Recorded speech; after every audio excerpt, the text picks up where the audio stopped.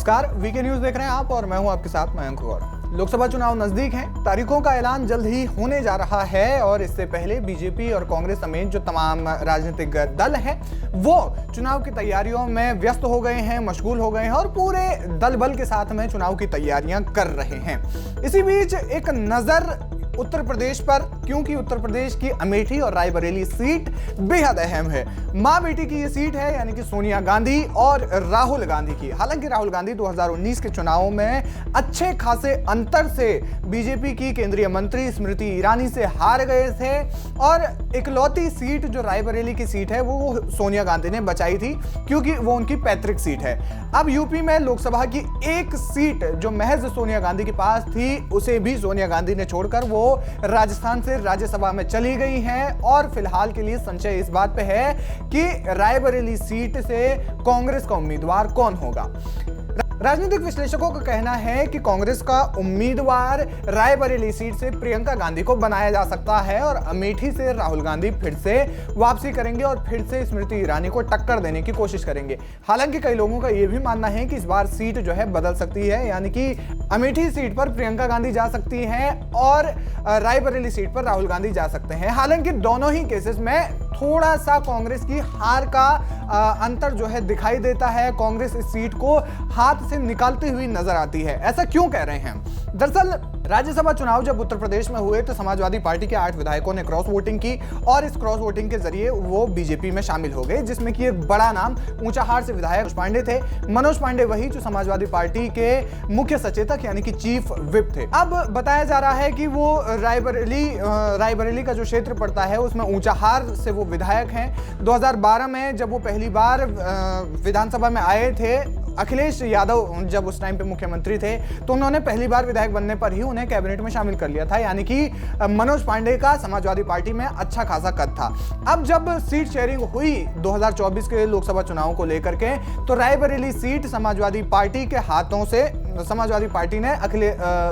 कांग्रेस को दे दी, लेकिन बताया जा रहा है कि ऊंचाहार विधायक मनोज पांडे इस सीट से स्वयं लड़ना चाहते थे, यानी कि ये सीट समाजवादी पार्टी के हाथों में रहना देना चाहते थे। हालांकि ऐसा नहीं हुआ और बताया जा रहा है कि उनकी नाराजगी की वजह से उन्होंने क्रॉस वोट किया और वो बीजेपी में इसके बाद शामिल हो गए। तो कहीं ना कहीं एक बड़ा नाम है। और दूसरी ओर अगर हम देखें तो अमेठी और रायबरेली दोनों पर बीजेपी ने एक मजबूत किलेबंदी कर दी है। वो इसलिए क्योंकि अमेठी के गौरीगंज से राकेश प्रताप सिंह जो है वो बीजेपी में शामिल हो गए हैं। दबंग विधायक के तौर पर इन्हें जाना जाता है। वहीं महारानी प्रजापति जो कि अमेठी सदर से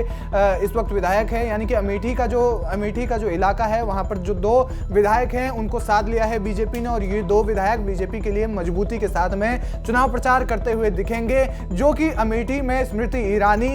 को मजबूती देंगे, क्योंकि स्मृति ईरानी पिछले चुनाव में 55,120 वोटों से जीती हुई थी और इस बार बीजेपी राम मंदिर के मुद्दे के साथ साथ जो तमाम जो अपने वायदे हैं उनको पूरा करने की जब बात करती है, जैसे कि आर्टिकल 370 की बात करते हैं, राम मंदिर की बात करते हैं और इसके साथ साथ में जो तमाम जो वादे हैं उत्तर प्रदेश में, खासकर योगी आदित्यनाथ जो कि इस समय खासे चर्चाओं में भी हैं, उनको लेकर के अमेठी की जो 2 विधायक हैं राकेश प्रताप सिंह और महारानी प्रजापति, ये बीजेपी में शामिल हो गए हैं, जिनके बड़े मायने निकाले जा रहे हैं। वहीं मनोज पांडे रायबरेली के ऊंचाहार से बीजेपी में शामिल हो गए हैं, तो इसके भी बड़े मायने निकाले जा रहे हैं। अब प्रियंका गांधी अगर चुनाव लड़ती है रायबरेली से तो क्या कुछ होगा? सोनिया गांधी अब जो है राज्यसभा में चली गई हैं, तो जाहिर तौर पर वो अपना उत्तराधिकार प्रियंका गांधी को ही देंगी। प्रियंका गांधी 2019 के चुनाव के बाद से बहुत ज्यादा सक्रिय राजनीति में नहीं रही है। कुछ ही समय पहले वो राहुल गांधी की भारत जोड़ो न्याय यात्रा में भी शामिल हुई। सक्रिय नहीं रही, इसकी वजह से जनता के मन से उनसे भरोसा जो है उठ सकता है। हालांकि जो कांग्रेस के मूल वोटर्स हैं, जो कांग्रेस के कोर वोटर्स हैं, जो कि सालों से ही कांग्रेस को ही वोट देते हुए आए हैं, उनको साथ सकती है। लेकिन जो वोटर्स जो है वो बदलते हैं, जो वोटर्स जो है विकास और साथ ही साथ कौन सी पार्टी बेहतर काम कर रही है, कौन सा प्रत्याशी बेहतर काम कर रहा है, उसको देखते हुए वोट देंगे, तो हो सकता है कि ये कांग्रेस के लिए कहीं ना कहीं एक समस्या खड़ी कर दे। और राहुल गांधी जो है अमेठी से हार ही चुके थे, तो कहीं ना कहीं उनके लिए इस बार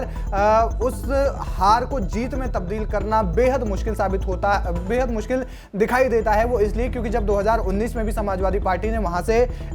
उम्मीदवार नहीं उतारे थे, अमेठी और रायबरेली से उम्मीदवार नहीं उतारे थे, तो कहीं ना कहीं गठबंधन नाम से तो नहीं था, लेकिन एक तरीके से वो गठबंधन के तौर पर उसे देख सकते हैं, क्योंकि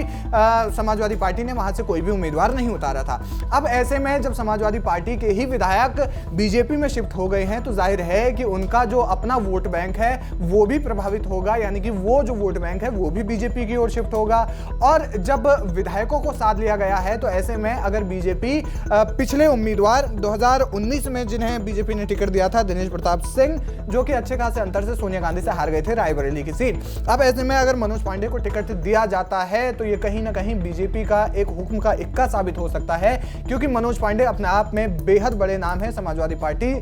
से जब वो शिफ्ट होकर के भाजपा में आए और उनकी नाराजगी के चलते जब उन्होंने भारतीय जनता पार्टी ज्वाइन की, तो उसके बाद से बताया जा रहा है कि मनोज पांडे को सांसदी का टिकट जो है मिल सकता है। और अगर ऐसा होता है तो रायबरेली से कांग्रेस के लिए मुश्किलें बढ़ जाएंगी, क्योंकि एक तो मनोज पांडे के साथ में जाएंगे और दूसरी बात प्रियंका गांधी अगर वहां से उतरती है तो प्रियंका गांधी बहुत ज्यादा सक्रिय नहीं रही, जिसकी वजह से उन्हें भी ये सीट निकालने में थोड़ी सी मुश्किलों का सामना करना पड़ सकता है। और अगर वहीं राहुल गांधी उतरते हैं तो राहुल गांधी के लिए दिक्कतें हैं, क्योंकि राहुल गांधी पहले ही अमेठी की सीट हार चुके थे और उसके बाद से जो तमाम जो उनके बयान हैं प्रधानमंत्री मोदी को लेकर रहे हैं, चाहे फिर वो राम मंदिर को लेकर के कहें, तो छोटे छोटे बयान भी जो है किस तरीके से प्रभावित करते हैं ये चीज़ हमने देखी है। बीजेपी ने जब पहली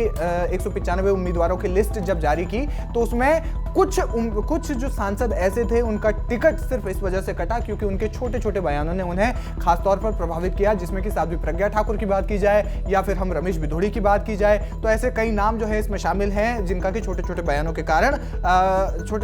के कारण पत्ता कटा है। तो कहीं ना कहीं जनता भी उनसे नाराज दिख सकती है और ये प्रभाव जो है राहुल गांधी पर पड़ सकता है, क्योंकि पूरी कांग्रेस ने राम मंदिर का विरोध कर दिया था और राम मंदिर का मुद्दा जो है अयोध्या में और पूरे उत्तर प्रदेश में किस गर्मी के साथ में